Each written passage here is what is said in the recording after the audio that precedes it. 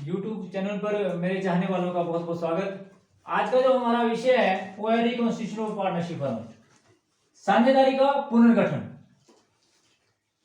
अगर आपने पिछला चैप्टर अगर आपको पूरी तरह से समझ आ चुका होगा, अगर आपने पिछली वीडियो देखी होगी, तो इस चैप्टर को पूरा का पूरा ये चैप्टर आप मेरी 15 मिनट की वीडियो के अंदर ही बहुत आसानी से समझ पाएंगे।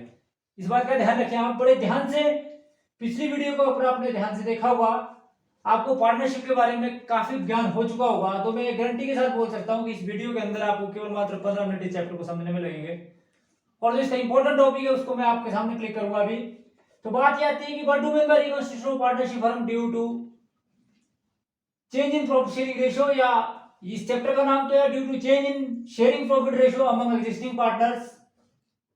अब क्वेश्चन है हियर कि what do mean by reconstitution of partnership firm, साझेदारी के पुनर्गठन से आप क्या समझते हैं?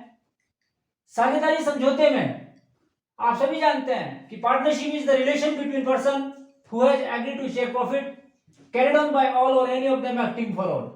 साझेदारी दो या दो से अधिक व्यक्तियों के बीच में एक समझौता होता है जो मिलकर किसी व्यवसाय को चलाते हैं। उनमें से कोई एक या सभी साझेदार जो मिलकर पार्टनरशिप फर्म को चलाते हैं। अब क्वेश्चन है राइज हियर कि किस प्रकार से जो है रिकॉन्स्टिट्यूशन ऑफ पार्टनरशिप फर्म किया जाता है। साझेदारी में आप सभी जानते हैं agreement play an very important role.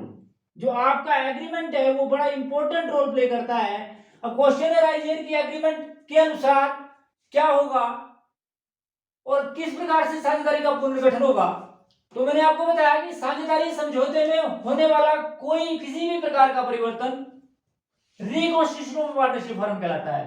साझेदारी के पुनर्गठन से हमारा अभिप्राय है कि साझेदारी समझौते में होने वाला किसी भी प्रकार का परिवर्तन जो है वो रिकॉन्स्टिट्यूशन ऑफ पार्टनरशिप फर्म कहलाता है। इसके अनुसार किस प्रकार से पार्टनर रिकॉन्स्टिट्यूशन होता है, किस प्रकार से एग्रीमेंट में परिवर्तन होता है, वो बड़ा इंपॉर्टेंट चीज है। तो पहला स्टेप है इसके अंदर कि due to change in profit sharing ratio, due to admission of a partner, due to retirement of a partner, due to death of a partner, due to dissolution of a partnership firm, due to amalgamation of a partnership firm. तो ये सारे कारण होते हैं कि जिनके कारण जो है साझेदारी में पुनर्गठन होता है। हम इस चैप्टर के अंदर change in profit sharing ratio के बारे में पढ़ेंगे, अगले चैप्टर में हम एडमिशन के बारे में पढ़ेंगे, उससे अगले चैप्टर के अंदर रिटायरमेंट और डेथ के बारे में पढ़ेंगे। तो इस चैप्टर के अंदर जो इंपॉर्टेंट बात है कि साझेदारी का पुनर्गठन क्यों हुआ, क्योंकि प्रॉफिट शेयरिंग रेशियो में परिवर्तन हुआ। हमारा एक एग्रीमेंट था, हम उस एग्रीमेंट के अनुसार प्रॉफिट को बांटते थे, अब उस एग्रीमेंट में परिवर्तन किया। तो साझेदारी समझौते में होने वाला किसी भी प्रकार का परिवर्तन, चाहे वो due to change in profit sharing ratio हो, चाहे ड्यू टू एडमिशन हो, चाहे ड्यू टू रिटायरमेंट हो, चाहे ड्यू टू डेथ हो, due to amalgamation of partnership firm हो, तो किसी भी प्रकार का परिवर्तन यदि होता हो तो उसके फलस्वरूप जो साझेदारी का पुनर्गठन होता है तो उसको बोलते हैं reconstitution of a partnership firm. क्या बोलते हैं? Reconstitution of a partnership firm due to change in profit sharing ratio among existing partner.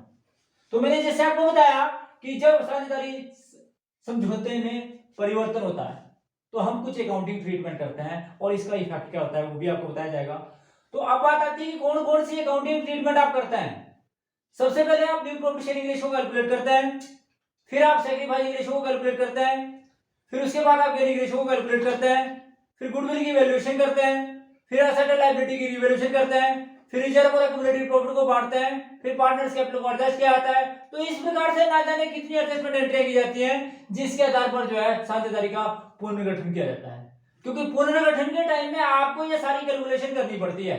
सबसे पहले आपको नया लाभ जो नया रेशियो उसको निकालना पड़ता है, फिर आपको गेनिंग रेशियो और सैक्रिफाइसिंग रेशियो निकालना पड़ता है, फिर अकाउंटिंग ट्रीटमेंट आपको गुडविल की करनी पड़ती है, फिर रिजर्व और एक्युमुलेटेड प्रॉफिट की करनी पड़ती है, फिर प्रॉफिट शेयरिंग रेशियो की करनी पड़ती है, और इसी प्रकार से जो ऑलरेडी रिजर्व है और एक्युमुलेटेड प्रॉफिट है उसकी करनी पड़ती है, revaluation of asset and liability की करनी पड़ती है, पार्टनर्स की कैपिटल को एडजस्ट करना पड़ता है। तो ये सारे इफेक्ट जो आपको करने पड़ते हैं जब आपका प्रॉफिट शेयरिंग रेशियो चेंज होता है।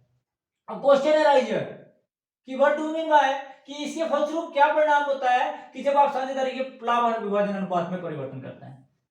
क्वेश्चन ये पैदा होता है कि एग्रीमेंट में आपने परिवर्तन किया, समझौते में किसी प्रकार का परिवर्तन जो है रिकॉन्स्टिट्यूशन ऑफ पार्टनरशिप फर्म कहलाता है, और जो समझौते में परिवर्तन हुआ उसके फलस्वरूप आपने क्या किया, सैक्रिफाइसिंग रेशियो और गेनिंग रेशियो आपको निकालना पड़ेगा।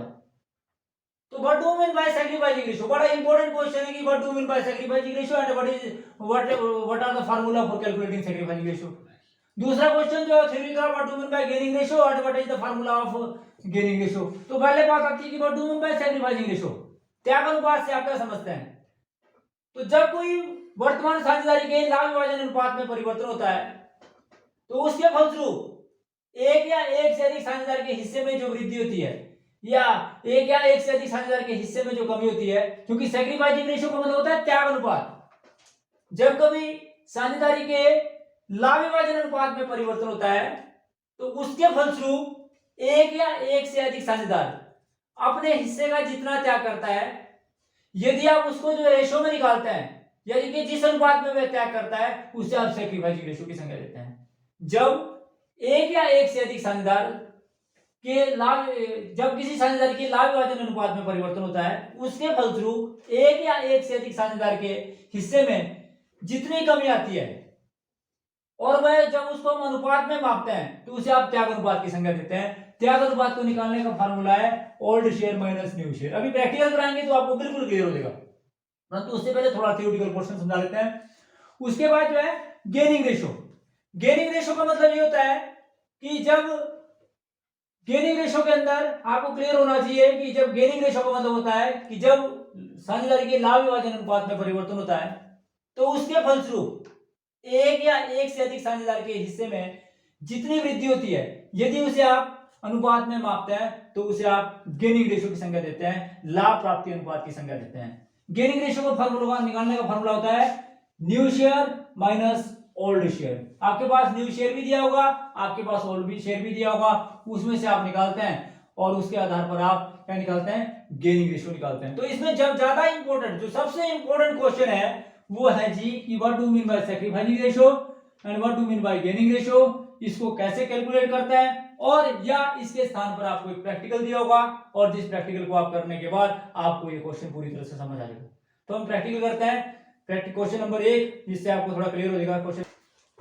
Question number 1, Javed and Salim sharing profit and loss in the ratio of 3:2 with effect from 1st January 2015 they agree to share profit equally, calculate sacrificing और gaining ratio। तो आपसे जो है जावेद और सलीम का जो है वो गेनिंग रेशियो और सैक्रिफाइसिंग रेशियो पूछा, किस प्रकार से जो है वो गेनिंग और सैक्रिफाइसिंग रेशियो कैलकुलेट करते हैं। तो क्वेश्चन नंबर 1 का जो आपका प्रैक्टिकल इंप्लीमेंटेशन है बहुत आसान होता है इस क्वेश्चन को करना।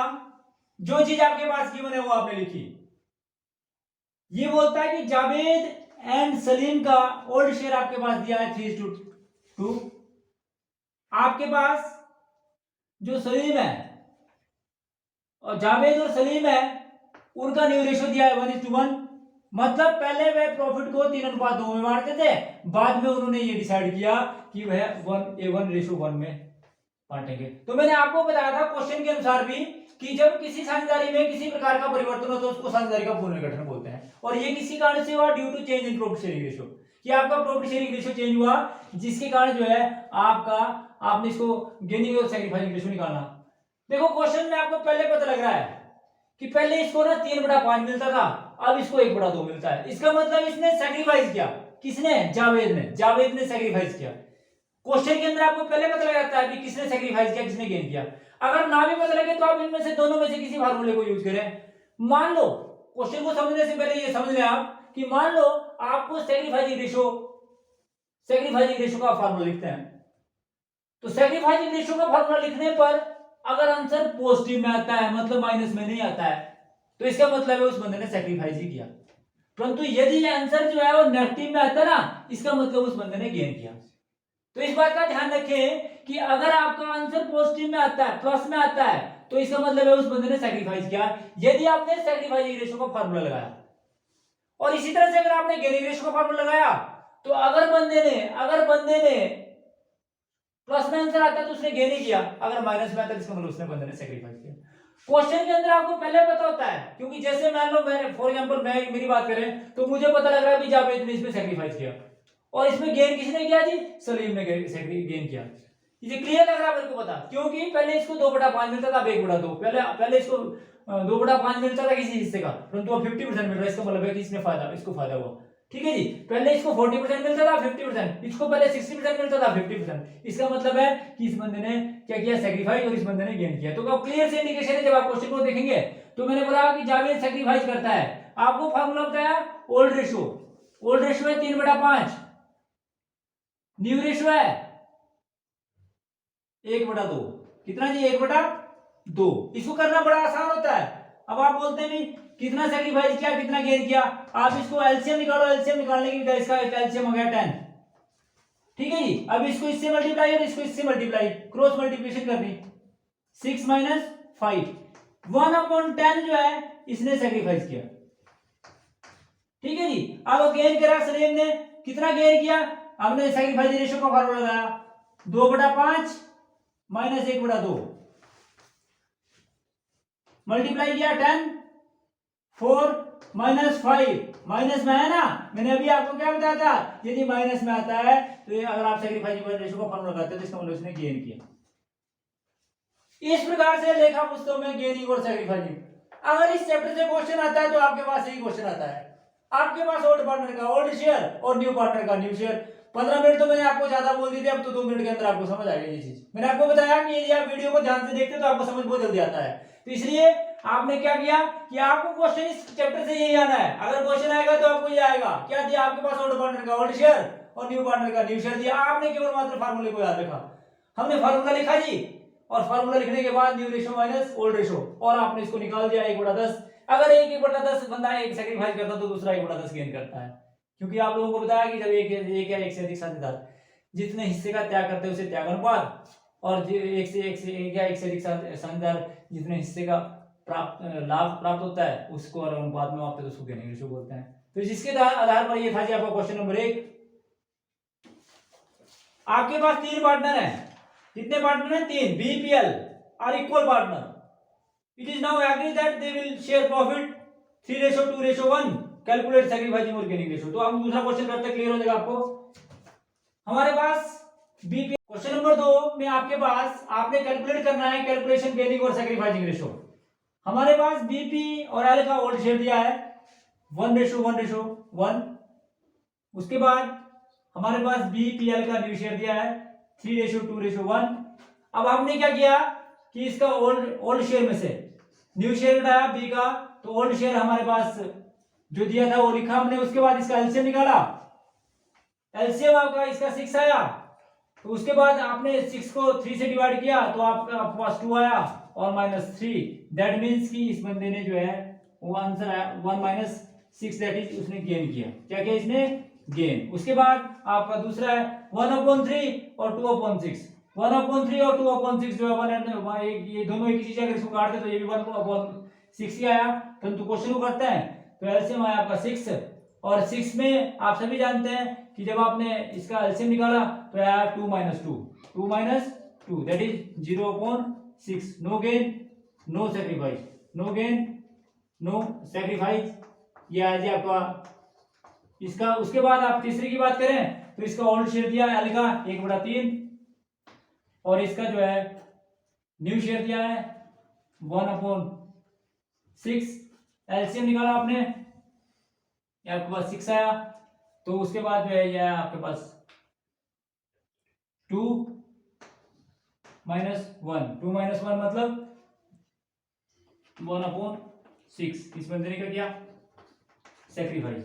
तो इस तरह से आप जिस बंदे ने गेन किया, मैंने आपको बताया कि जितना कोई बंदा गेन करता है, इसका आंसर वेरीफाई करने का दूसरा तरीका है कि जितना कोई बंदा गेन करता है ना उतना कोई दूसरा बंदा सेक्रीफाइस अवश्य करता है। ये हमेशा इक्वल आना चाहिए। गेनिंग और सेक्रीफाइस हमेशा आपस में इक्वल आना चाहिए। तो इसलिए ये कहा जाता है कि ये आपके 3 पार्टनर थे, और ये था आपका क्वेश्चन नंबर 2।